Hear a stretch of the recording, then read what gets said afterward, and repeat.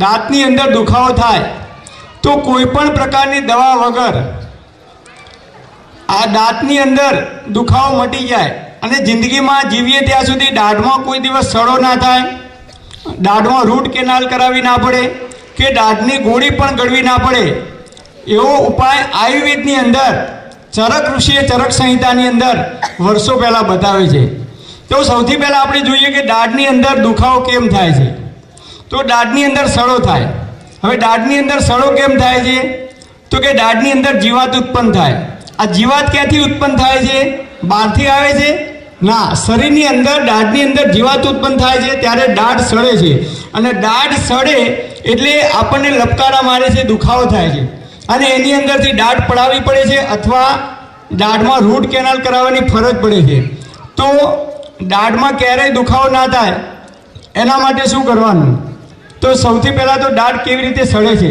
તો આપણે જ્યારે પણ ખોરાક ખાઈએ છીએ, દાળ ભાત શાક રોટલી સફરજન ચીકુ કોઈ પણ આઈસ્ક્રીમ ખાઈએ કે ચોકલેટ ખાઈએ, કોઈ પણ વસ્તુ આપણે જ્યારે ખાઈએ છીએ મોઢાની અંદર ત્યારે એ અનાજના ઝીણા ઝીણા કણ છે, એ કણ આપણી દાઢની અંદર ભરાઈ રહે છે અને એ કણ અનાજના જ્યારે સડે છે ત્યારે એની અંદરથી જીવાત ઉત્પન્ન થાય છે અને એની અંદરથી દાઢમાં સડો આવે છે અને દાઢ પડાવવી પડે છે અથવા દાઢમાં દુખાવો થાય છે અને છેવટે રૂટ કેનાલ કરાવવાની પણ ફરજ પડે છે। તો દાઢની અંદર દુખાવો ના થાય કે જીવાત ઉત્પન્ન ના થાય એના માટે શું કરવાનું? ખીચડી હોય કે ભાત હોય તો એને ડસ્ટબિનની અંદર મૂકી દઈએ તો 4-5 દિવસ કે 10 દિવસ થાય એટલે એની અંદરથી દુર્ગંધ ઉત્પન્ન થાય છે, એની અંદરથી જીવાણુ ઉત્પન્ન થાય છે। એ જ રીતે ખોરાક જ્યારે સડે છે ત્યારે એની અંદરથી જીવાત ઉત્પન્ન થાય છે। તો દાઢની અંદર ક્યારેય દુખાવો ના થવા દેવો હોય તો એક વાત યાદ રાખજો, કોઈ પણ પ્રકારની આપણે વસ્તુ ખાઈએ કે તરત જ મોઢું સાફ કરી દેવાનું।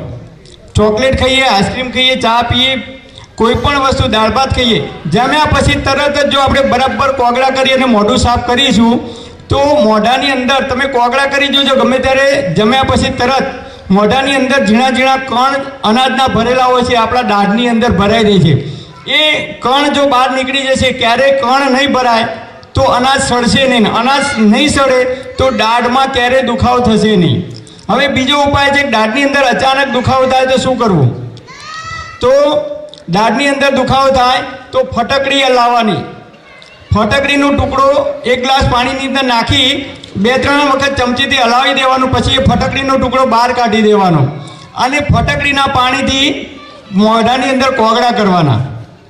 એ ઉપાય કર્યા પછી બીજો ઉપાય છે તલનું તેલ, લાકડાની ગાણીનું શુદ્ધ તલનું તેલ મળે તો તલના તેલના કોગળા કરવાના 5 મિનિટ સુધી, ઇન્સ્ટન્ટ તમને રાહત થઈ જશે। એના પછી ત્રીજો ઉપાય છે સરસવનું તેલ, ગામડાની અંદર જેને સરસ્યું કહેવામાં આવતું હતું, સરસવના તેલને રૂના પૂમણાવાળું કરી અને જ્યાં દાઢમાં દુખાવો થતો હોય એ જગ્યાએ સરસવના તેલનું પૂમણું મૂકી દેવાનું, તમને ઇન્સ્ટન્ટ રાહત થશે। આ હું નથી કહેતો, પરંતુ આયુર્વેદમાં ઋષિઓએ હજારો વર્ષો પહેલાં આનો ઉપાય બતાવેલો છે। એ ના મળે તો લવિંગ હોય તો લવિંગનું તેલ અત્યારે બજારની અંદર મળે છે, મેડિકલ સ્ટોરમાં પણ લવિંગના તેલનું પૂમણું મૂકીએ તો પણ દાઢની અંદર તરત જ રાહત થાય છે, અથવા લવિંગને વાટી અને દાઢની અંદર ભરી દેવામાં આવે। આ બધા જે આયુર્વેદિક ઉપાય છે, તલનું તેલ, સરસવનું તેલ, લવિંગ, આ બધું જે કંઈ જીવાત હોય છે, જે કંઈ કીટાણુ હોય છે એનો નાશ કરે છે અને જીવાણુનો નાશ થાય એટલે તરત જ આપણને દાઢની અંદર રાહત થઈ જાય છે। અને બીજું યાદ રાખવાનું, સવારે ઉઠીને તમે બ્રશ નહીં કરો તો ચાલશે, હું કોઈ દિવસ બ્રશ નથી કરતો। પહેલાંના જમાનામાં 70 કે 80 વર્ષ પહેલાં આપણા દાદાઓ હતા તો એ બ્રશ કરતા હતા? નહોતા કરતા, છતાં એમના દાંત મજબૂત રહેતા હતા। કેમ? કારણ કે લીમડાનું દાંતણ કરતા, બાવળનું દાંતણ કરતા, ઓબાનું દાંતણ કરતા, કણજીનું દાંતણ કરતા હતા। અને અત્યારે આપણે સારામાં સારી ટૂથપેસ્ટ વાપરીએ છીએ, મોંઘામાં મોંઘા બ્રશ વાપરીએ છીએ, ઘણા લોકો 2 ટાઈમ બ્રશ કરે છે છતાં એમને દાઢમાં દુખાવો ઉપડે છે, એવા મેં કેટલાય કિસ્સા જોયા છે।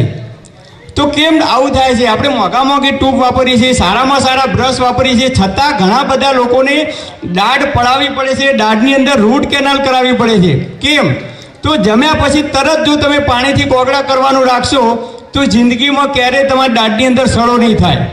નાના બાળકોને ચોકલેટ આપો કે આઈસ્ક્રીમ આપો કે કોઈ પણ દ્રાક્ષ કે ચીકુ ખવડાવો, તરત મોઢાની અંદર જો કોગળા કરવામાં આવશે તો એ જે અનાજ છે કે સફરજન જે કંઈ ખાધું છે એના કણ આપણા દાઢની અંદર ભરાય નહીં રહે તો દાઢમાં સડો નહીં આવે.